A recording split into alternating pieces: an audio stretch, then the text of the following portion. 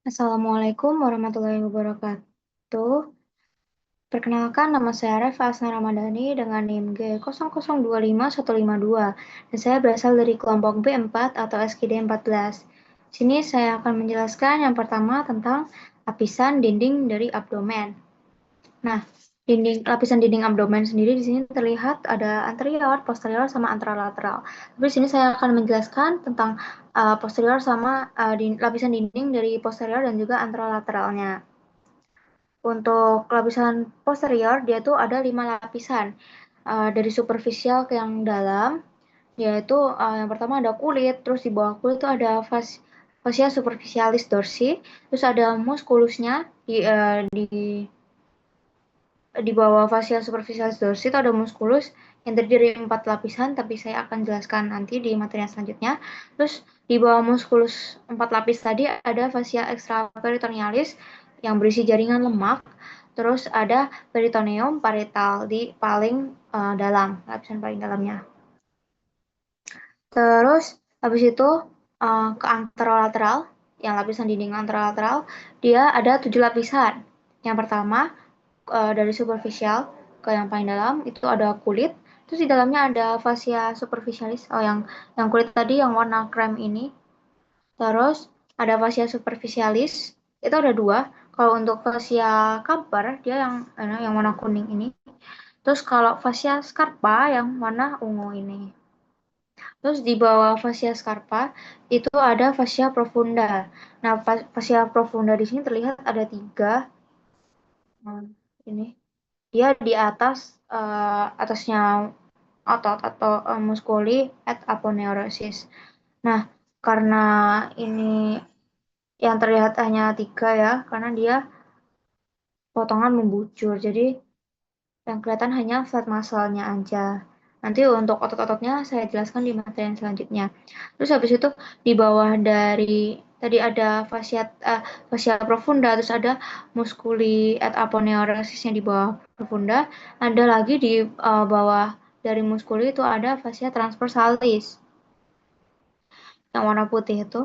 Terus di bawahnya fascia transversalis ada fascia extraperitonealis. Nah, ya ini yang berisi jaringan lemak tadi. Terus yang terakhir lapisan paling dalam itu ada peritoneum parietal. Next, nah ini untuk yang sistem otot yang di abdomen. Jadi kan udah sempat aku singgung tentang muskulus yang di posterior sama anterolateral. Yang di posterior tadi kan ada 4 lapisan. Yang untuk lapisan pertama itu ada musculus musculus latissimus dorsi. Itu yang lapisan pertama. Terus yang lapisan kedua itu ada 4. Ada musculus obliquus ini eksternal, externus abdominis, terus juga ada erector spinae yang di sini. Terus juga ada musculus longissimus dorsi, terus juga ada musculus serratus posterior. Terus untuk yang lapisan ketiga, dia ada musculus multifidus, terus ada musculus interspinale, terus ada musculus uh, internus abdominis, obliquus internus abdominis. Terus untuk yang lapisan terakhir, lapisan keempat, itu ada musculus quadratus lumborum, terus ada musculus iliopsoas, sama musculus transversus abdominis. Nah, terus kita lanjut ke yang muskulus di anterolateral. Nah, muskulus anterolateral ini dibagi jadi dua. Ada yang flat muscle sama vertical muscle. Yang flat muscle itu ada di musculus obliquus externus abdominis, ada musculus obliquus internus abdominis sama musculus transversus abdominis. Nah, di sini ada.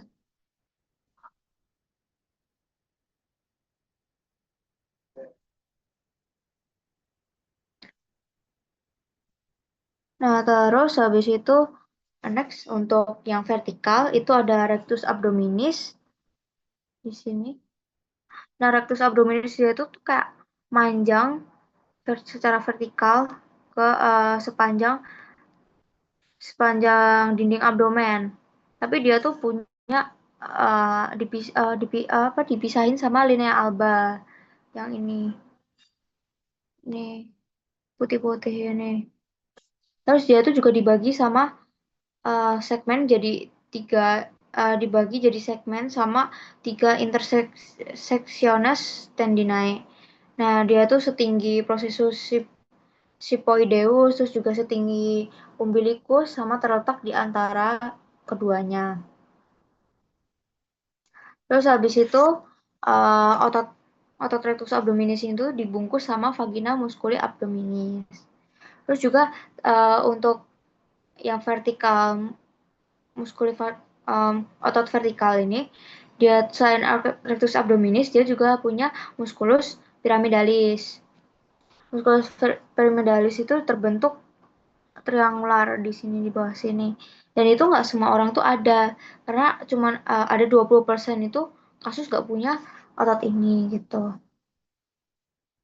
Terus next kita ke organ intraperitoneal sama retroperitoneal. Nah, intraperitoneal sendiri di sini terlihat kalau dia itu dikelilingi sama seluruh organnya itu dikelilingi sama peritoneum. Terus juga dia juga letaknya itu di dalamnya cavitas peritonealis.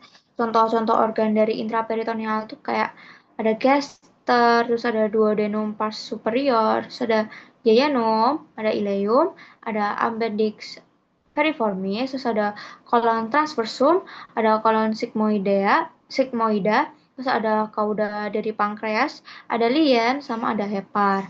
Tapi kalau yang retroperitoneal, dia itu dilapisi apa peritoneumnya itu cuma di bagian anteriornya aja, di atasnya aja dan kelihatan. Terus dia ini letaknya tuh di luarnya kavitas peritoneal. Kalau tadi intraperitoneal kan dia di dalamnya. Kalau ini di luarnya. Terus contoh-contoh organ dari retroperitoneal itu ada suprarenal gland, terus ada aorta, terus ada duodenum kecuali yang pars superior karena duodenum pars superior itu punyanya organ intraperitoneal. Terus ada juga pankreas kecuali yang pars cauda karena juga dia miliknya dari organ intraperitoneal. Terus habis itu ada ureter, ada colon ascendens, descendens, terus uh, ada ginjal, ada esophagus sama rektum. Tuh. Terus next kita ke gestar. Jadi untuk anatomi gestar sendiri, dia itu dibagi jadi 4. Ada kardia, ada fundus, terus ada korpusnya atau badannya, terus ada pilorus. Pas piloris ada pas kardiaka, ini korpusnya, terus ini fundusnya, gitu. Terus uh, gaser ini punya 2 sphincter. Yang pertama gastroesophageal sphincter yang di sini dia tuh sphincter yang hubungin esophagus sama gaster. Jadi supaya cairan yang ada di lambung itu nggak naik ke esophagus gitu. Lalu yang di bawah ini ada sphincter dari pilorusnya. Dia yang hubungin dari gaster ke duodenum. Nah, terus di sini juga ada curvatura. Yang ini curvatura minor, yang ini curvatura mayor. Nah, curvatura mayor yaitu ada omentum maius. Di sana ada ligamentum gas, gastrocolica, terus ada ligamentum gastriprenica, terus ada gastrolienal, terus ada ligamentum spinorenale.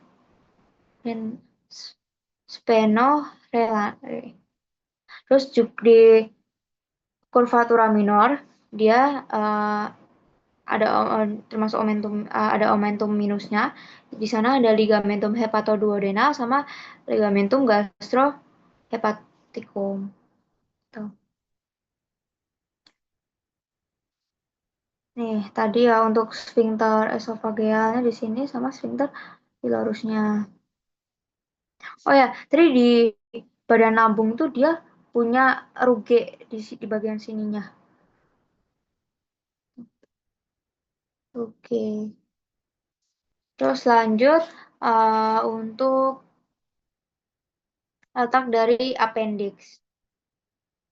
Nah, appendix sendiri dia itu punya uh, letaknya itu punya punya buat mengukur letak dari appendix dia tuh ada dua dua jenis pengukuran. Yang menurut garis Monroe Picture dia itu diukur dari sias dextra ke umbilicus. Ke sini dari sias dextra ke umbilicus. Nah, terus nanti untuk pangkal appendixnya itu dia tuh terletak di sepertiga lateral dari garis monopicture tadi itu di sini di titiknya ini namanya titik McBurney. Nah, terus yang kedua itu ada garis lens. Dia itu diukurnya dari sias dextra ke sias sinistra. Dari sini ke sini. Nah, terus untuk ujung appendixnya itu di titik 1/6 dari lateral dextra. Tuh. Terus untuk letak-letak appendix, ya ada retrosekal, terus ada postileal, terus ada preileal, ada subsekal, sama pelvikum. Nah, untuk retrosekal ini tuh letak dari appendix yang paling umum karena 60-65% kasus itu letak appendixnya tuh ke arah belakang sekum gitu. Nih. Terus ada postileal ini. Dia tuh di belakang ileum dan juga mesentrum. Tapi dia posisinya lebih ke kiri. Terus habis itu ada pelvikum. Dia itu ke bawah. Terus lewat psoas mayor. Dan ujungnya tuh ngelebihin. Tapi melebihi tepi atas panggul bawah gitu. Terus ada preileal. Preileal ini tuh lebih ke kiri. Uh, Depan ileum dan juga mesenterium. Terus habis itu subsekalis dia tuh descendants ke caudal.